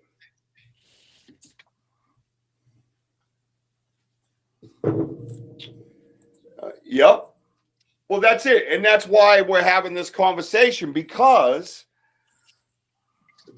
you have one area, where someone's a wilderness expert, obviously pointing right at the beaver because he finds hundreds of them in the water. And then you have this area now where you have a scene where there's a fish with a hole in it. Now, why wouldn't it be possible if our friends in that area, we know they're in the area because at the top of the hill, there's an opening with a log on the ground, and the granola bar is taken, 80 yards from the gifting area that we have. Why wouldn't they take it afterwards? And I think I brought this up on the live. If a beaver makes it, why couldn't they just use it afterwards? Right? Why couldn't you? Right, fingernails, right? It looked like fingernails to me. They just didn't eat the knot. But they ate the little branches, the little sticks off it. So, but you could walk up afterwards and use this. I could use it right now. And then I could tell the cops a beaver did it. Well, I could. A beaver did it. Look. This is us in the history books fighting a T-Rex. I see what Tim Vogel's put in here. So I have a question for Tim about how far away, because there was no pine trees where these were found. So about how far away would you actually expect a beaver to be carrying a small branch, even looking to make new homes? Well, yeah, there's definitely. How far away would you find that? Yeah, that's a good question but there wasn't a new home. There wasn't there's not a beaver dam in this area, nowhere within sight of it. They would have had to be eating this pine, specifically eating this pine. They would have had to come down from the hill to bring it down to the water to enjoy it. Put it that way. Right. So that's a really good question, and it's a good point that Tim is making here too, because we want to look at everything as how far away, not so much as would the beavers go looking for a new home, but how far away would they be willing to drag a pine branch or whatever? Because Tim even puts in here too that they do indeed eat fish. They do indeed do some of these things like getting the cambium out from the bark, between the bark and the wood itself. So I'd like to know. I mentioned this before, Ernie. Okay. 300 to 650 feet. That's it. Mm-hmm. And then those pine trees are a lot further away than that. You're looking at over 100 yards, well over 100 yards, 200 yards. Yeah, I'd have to go back and look. Yeah, you'd have to check it out. Yeah, just to be specific. But I was just curious. Could have floated. Not in this area, no. But good point. So these were 10 feet up off the bank of an inlet where there's a pool settled, turning into a brook. So say you're going down the river, you would take a left. There's a little pool, whee, and then there's a brook. And these are located 10 feet that way, up over here, up on the embankment, kind of almost going up a hill. Right. They were set on its side and stuff like that, scattered around. Right. So Tim's still there. Tim, when they're moving and finding themselves a new home, do they predominantly follow these brooks, or do they get up deep into the woods? I mean, do they actually chance that? In other words, there would be evidence of the beaver coming up the brook, using the sides of the banks or whatever, so that we can all eliminate that, because that would be essential right there too. Yeah, right. That's pretty far. Yeah, I think it depends on what time of year it is as far as a beaver taking a chance like that. You know what I mean? Like, I don't think. Right. What is that noise, WOJO? Are you typing? No, it's just no. I just got a picture here that I'm looking at that I took, where these branches were over a log, a log where. Why would a beaver like climb over this log and start cleaning them out the way they do? I'm just looking at a picture. I thought I sent them to you a while back, but it's just to prove a point on something. That's all. Because some of them are cleaned, some of them are being picked. Yeah, where they're pretty much found all together too. Because I'm reading Kurt's comment here too. These were not like scattered around willy nilly. They were pretty much found all together. Correct. Yes. Yes.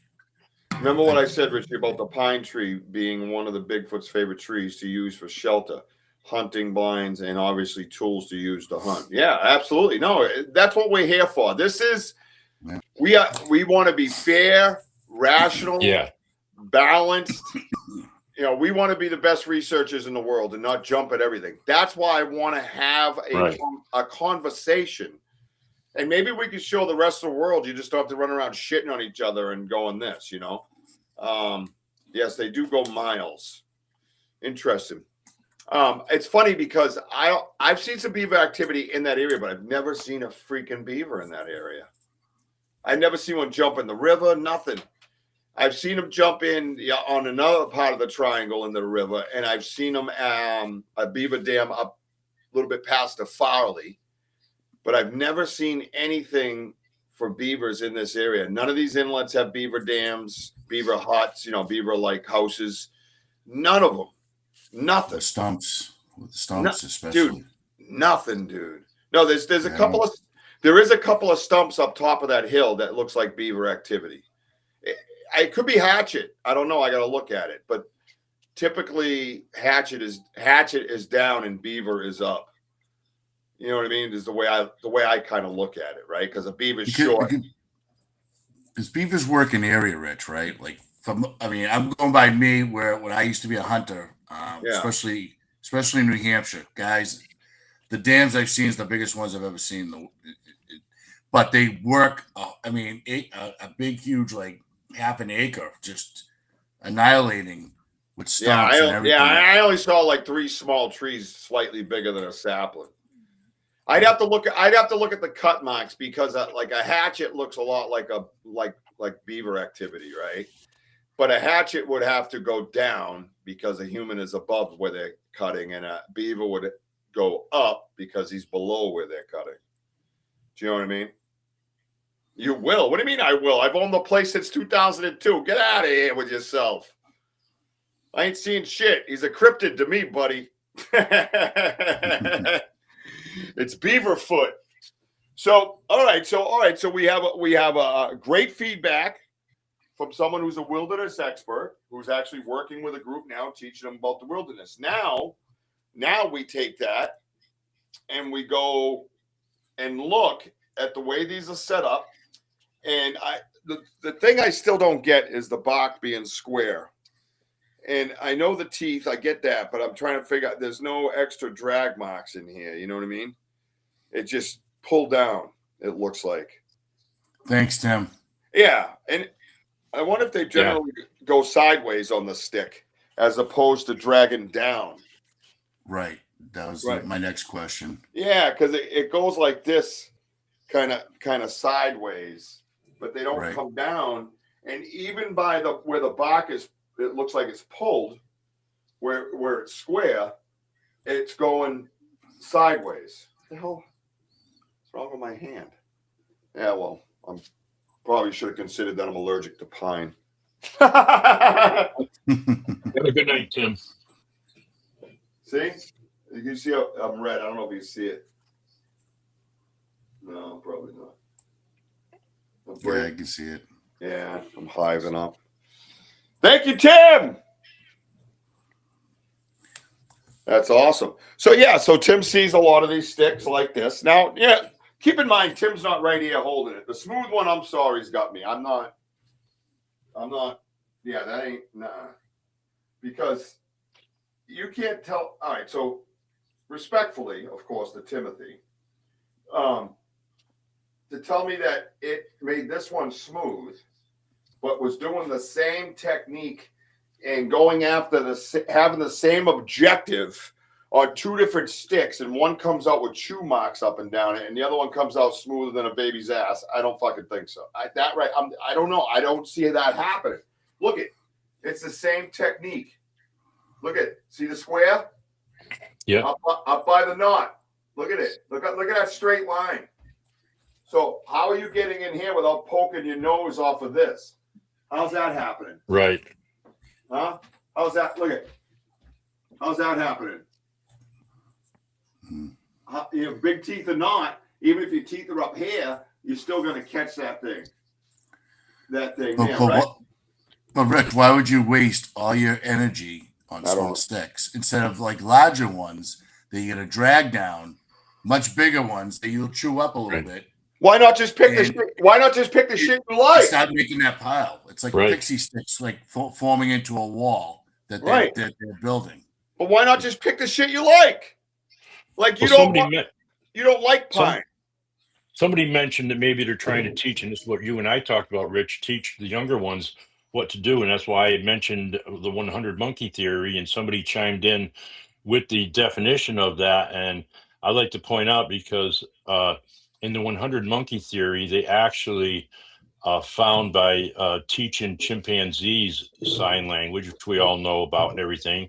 Yep. The chimpanzees were actually teaching other chimpanzees some of the sign language. So the information is passed on that way there. It's a learned thing, just like what we do. So could it be that they are doing that? And I seen somebody else point out the fact that rodents, making a deadfall to catch rodents, they have been seen digging for rodents, moving large rocks and digging the rocks out with their hands, which would mean that they're wearing their fingernails down, doing something like that too. Something that WOJO and I were talking about, because, I seen their hand, at least this individual's hand, and it didn't have long fingernails on their hands at all. So either they're biting their fingernails off or they're just not growing. Same thing when we look at their tracks. We're not finding big, long toenail tracks like it was a grizzly bear, things like that. It's obviously like dogs.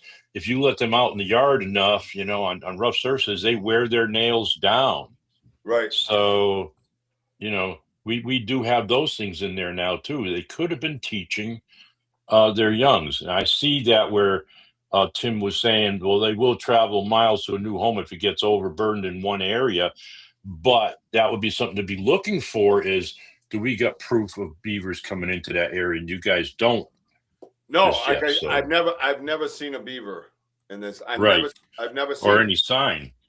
Any sign. There's not a dam or anything around there. It's not one of those big huts with sticks. Nothing. Right. Even the small, even water sources around Ernie, that they alter, they ruin, like they start just kind of like ruining their own environment. Yeah. We don't see that anywhere in our areas. Right. And generally, when you guys are out there, is WOJO usually is like taking the high ground, looking for all kinds of signs, and he hasn't seen any of those kinds of signs up there. All right. So I don't mean to cut everybody off. Let's do this, because I'm already past my 8:30 mark. So look at it. Oh, and no, don't worry about it. Part of it's my fault because I have a big mouth and a long opening. But Chet says the buck teeth are squarish teeth, right? Okay. Yeah. So look above that comment on that stick. Somebody talk to me. That ain't squarish teeth. Right. That's not square. And it's two different choices, basically: a rounded like fingernail or a human like tooth. That's what that is. That's what that is. No, I don't know any part of that, of what a beaver would do to make that shape. I don't know what a beaver would or wouldn't do to make this smooth like this. If you're eating the same thing off the bark off a pine tree, and you're leaving marks and dig marks because you're a beaver, what different technique do you use to leave it smooth? And if you had that technique historically and knew how to use that technique to get left, because think about it, if you dig it into the pine, you're eating more pine, which is not your preference. So why wouldn't you use this smooth technique and eat less pine? Because you're eating the pine because more so, I guess, because you have to, even though there's 1 billion oak, elm, what are the other ones? There's all kinds of cedar. There's spruce. There's there's birch trees, which I believe they love the most. There's even sequoia. We even have native New England sequoia trees or whatever they are here that are really solid hardwood. There's another one that I researched because I ran into it, and it's called, oh goddamn, Rich, I can't remember shit. Is it a sycamore, Rich? Sycamore, thank you. Sycamore is one, and those are awesome. Man. Yeah, they're hot as rocks. So my point is, you're looking around the forest. You're like, oh my God, I got birch on aisle 7. I got sycamore on aisle 2, right? I got some oak on aisle 3, some elm on aisle 4. Let me go to the fucking generic section and get that government cheese. You know what I'm saying? I like the government cheese. Don't get me wrong. That was my favorite after-school snack when I was a kid. Trust me. The government cheese was delicious. You could cut that thing as thick as you wanted. But anyways, beside the point. The cereal sucked. All right? Think about that. I'm going to go over here in aisle 1, and I'm going to get me some pine. That's one of the part of the thinking I'm having a problem with. Someone, they mentioned deer as well. And I don't know much. I don't know much about, but that would be if the food was scarce. In this area, there's an abundance of all kinds of food, man, for days. Just Google beaver teeth. Yeah, I got it. Right, I got you, bro. Yeah. I just don't think that shape right there is beaver teeth. Do you think that looks like beaver teeth, Chet? I got the picture on the screen, bro. You answer the question, bro. You're the one who brought up how they were square. I'm countering that with these roundish type shapes. You tell me now. Is that beaver markings right there? Right there. Is this beaver markings? You tell me. This is an interactive podcast. You brought up that they were square. I want you to tell me. You Google it. How's that? And while you're there, why don't you Google me? Google me, Chet. Rich, you know one of the sticks you have, the one that's got the real sharp point? If you have it with you. That's the one I just had. Which one? Not the smooth one. It's got the long. It's like the long. Yes. Okay. So look at that. That's what's on the screen. Right. So again, it's like he's sticking in his fingernail. He's like ready to strip it up and then maybe possibly bite it. Who knows? To make that makeshift point. Yeah. But he didn't complete it. We just, who knows? Right, and who's not to say that he look at the size, look at that thing. That thing's gonna kill somebody, right? And who's not to say, like I said, not only use it after a beaver like makes it, right? I was doing this because of those ridges, right? Not only use it after the beaver makes it, right? Why not learn? Did they learn from watching beavers? Do they teach their young by having the young watch beavers make these? Because we all agree on one thing. In a primitive world, I mean, hell, according to American history books, fucking T-Rex fighters, these, well, it's such bullshit, dude. It's so stupid. Why are you picking on the T-Rex? What about the big mammoths? I'm not picking. I'm picking on Rand McNally. Do you remember those lying fuckers that gave you those books when you were in school, and they told you that the Neanderthal was 4'6"? The only thing in the world at that time that was 4'6", and tried to kill a T-Rex with a stick. How stupid do you think we are? Come on, get out of here with that shit. That's a load of crap. Anyways, I feel a little better. Yeah, well, that's what I mean, William, right? Why not? Okay, kids, sit down. There's a family of beaver over there, and they're going to make some sticks for us today. And, basically they watch. Oh, and they can make them themselves. Look at that. You can learn how to do it. Kurt. Right? Keep being Banter. I can see Richie like maybe with some a beaver kilt on and just running around the woods like stabbing freaking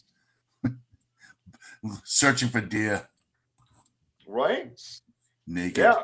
No, you're right, Beto. Even dragging your weak human nails down soft, you could make the same type of marks. Yep. Best tree is pine for vitamin C and foraging. I agree. Just Google beaver teeth and look at the. Oh, we already. I'm not going back there.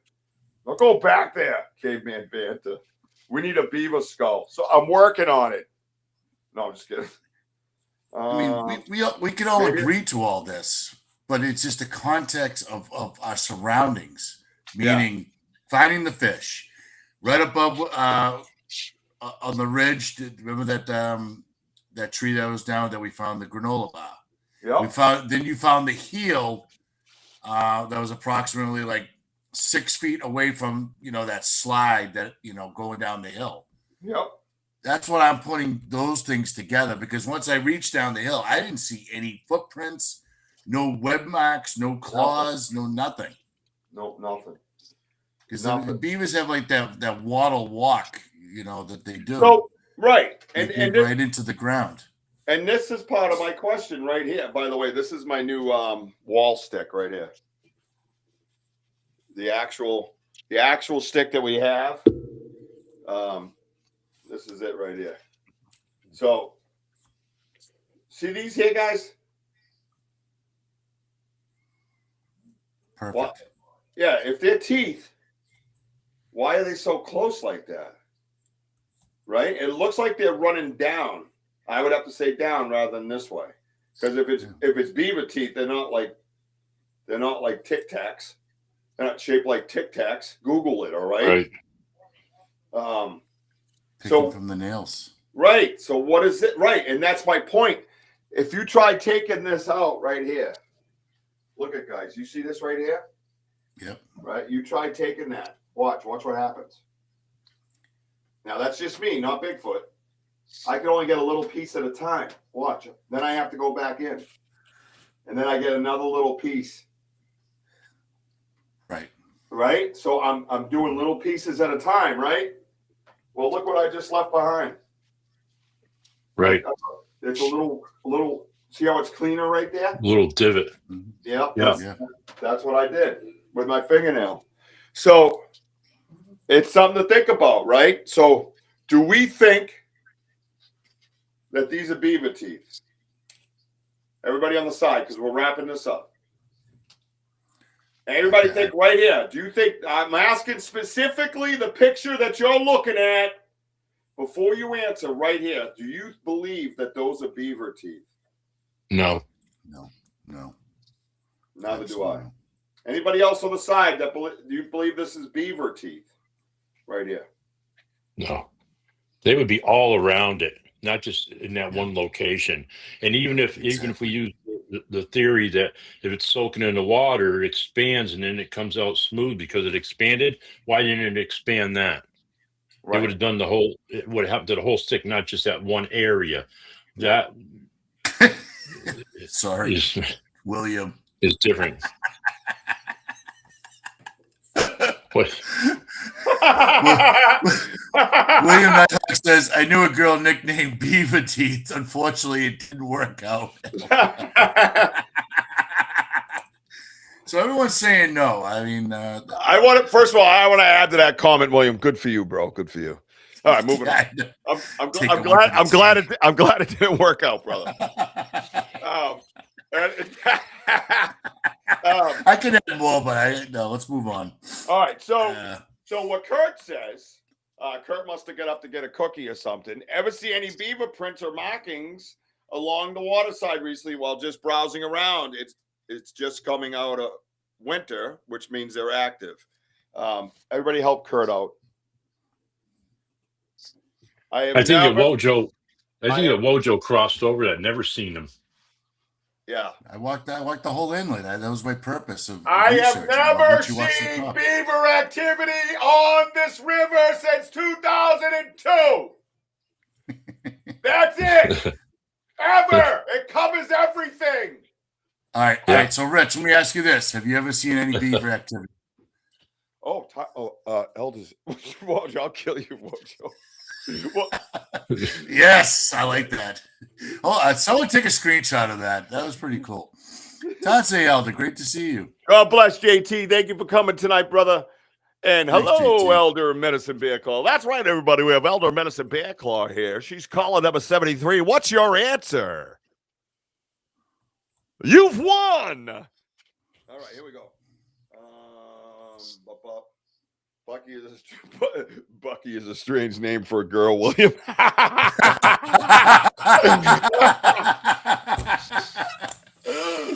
Oh man, I love you guys. You guys are awesome. He's got a good point there. What year was it? It's just a curious question I have. Oh boy. Oh my god. She must have been a sweet thing.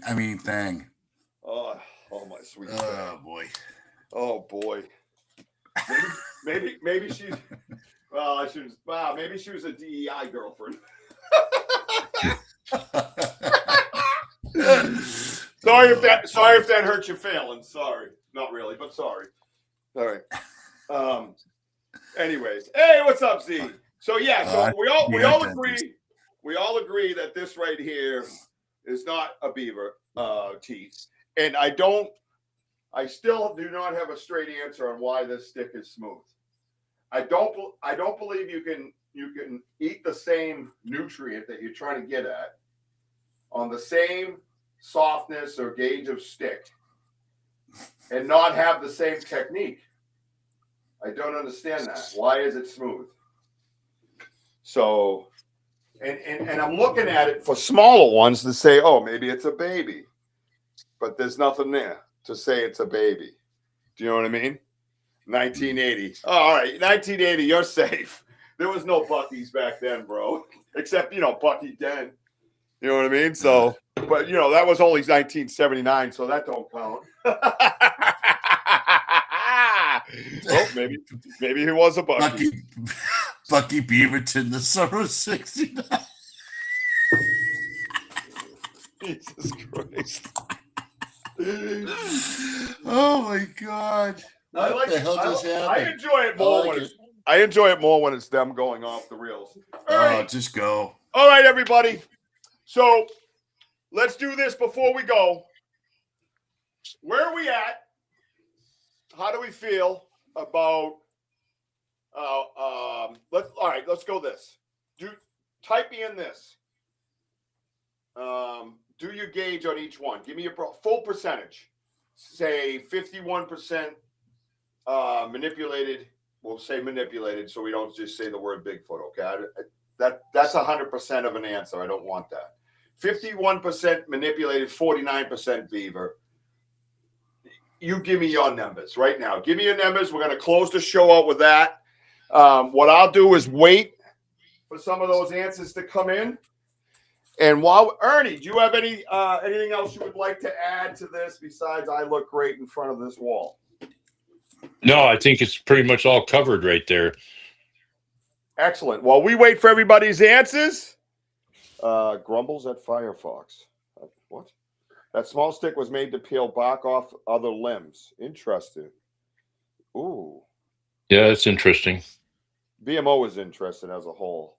So as I wait for that percentage, and I'm telling you, I want some percentages pumped in here, guys. I'm gonna let you guys enjoy this one more time.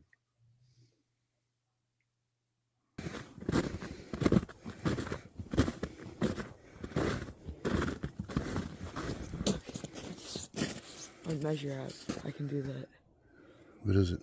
It's just a heat filter. Oh, nighttime?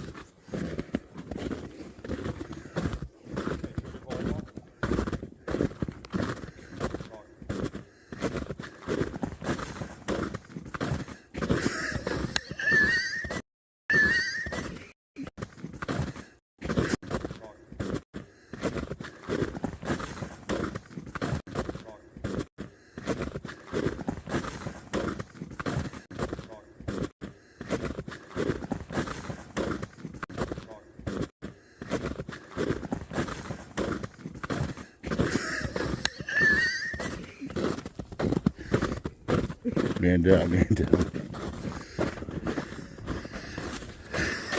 All right.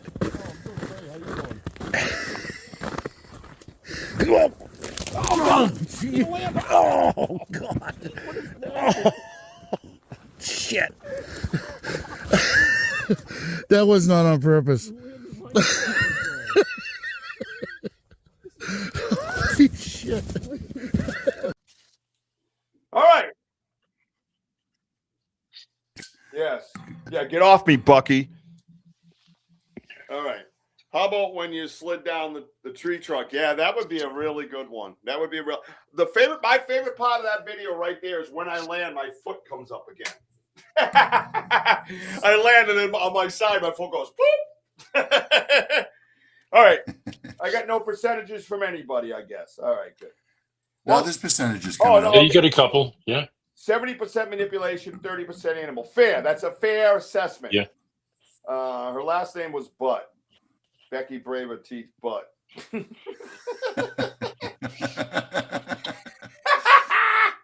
Oh, boy. Firefox updated on me and closed me out of the show. No! 100% tools, and now Richie has them, so they got to make more. No, I think that's great. I think you're right. Well, I think this has been a fun show. I've enjoyed it thoroughly.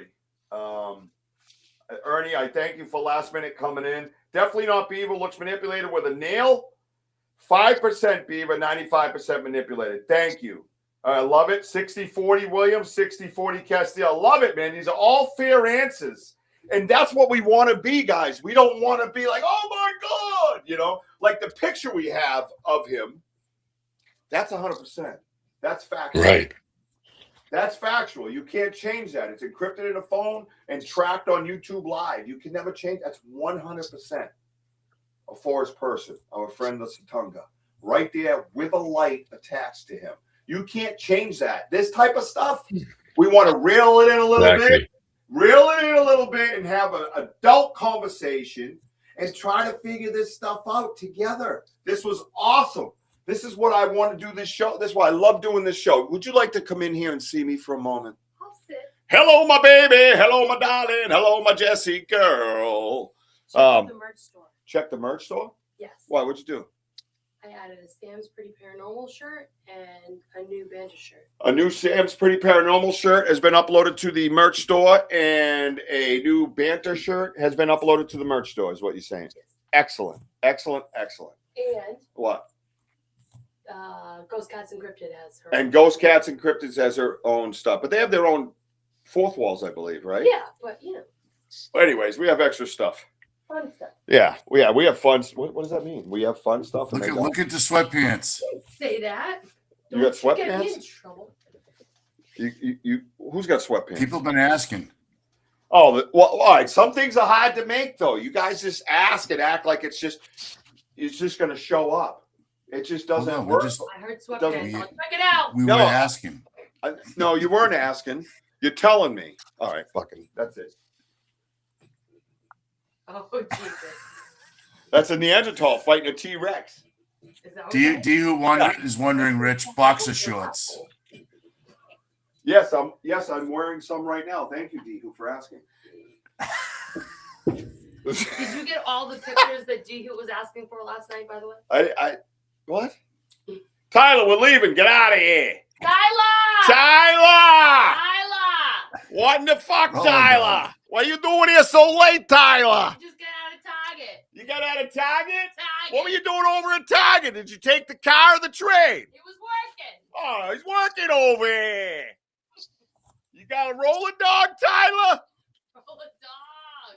Get to the chopper. All right, we gotta get out of here. So let's do something fun. Let's see if we can do it and have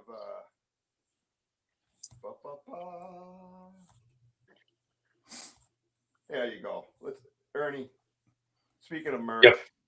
it has a great song that plays with it. So everybody, thank you for being here tonight. Follow me on Instagram, TikTok, Facebook, YouTube, and FUX right there. Boof. Suck it. What was that? The wrestlers that used to do that or something? Thank you all for last night, watching us last night, out in the woods with my boy Maddox, catching the lights, man, mind blowing. And my favorite moment of last night's investigation, when I asked Max, how is he feeling? And before it was stress and anxiety, and he goes, I feel calm. That made my heart feel so good. They welcomed my child and made him feel at peace. That was amazing because Jesse felt that feeling. I felt that feeling. WOJO has felt that feeling. Everybody who's been out there has felt that feeling. Martin and Denny. And now, our friend Anthony, who was out there last night, got to feel that feeling. It's a beautiful, euphoric feeling. And I hope you all get to feel that. And I hope you just feel that tomorrow just because you love people around you. That's what it's all about. They're reading that off of us and emulating it back to us. So thank you for watching that episode last night of Daytime Dusk and Darkness on my son Jack's birthday. Mwah! I love you, baby Jack. I see you, Ella.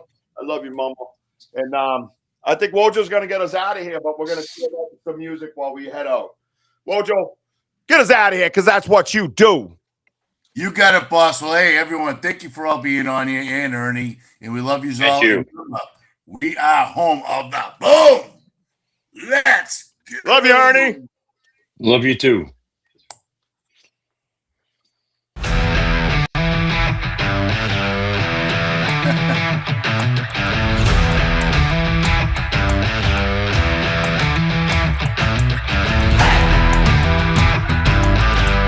to buy the merch.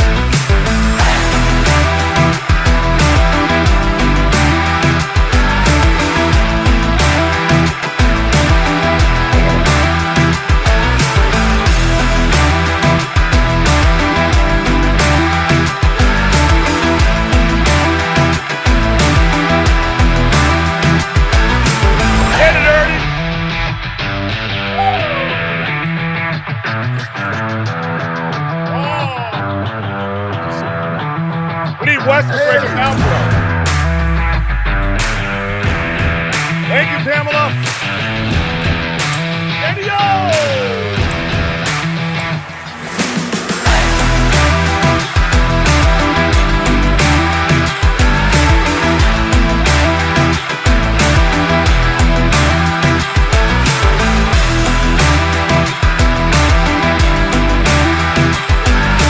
I love it, it's weird, but it's fun.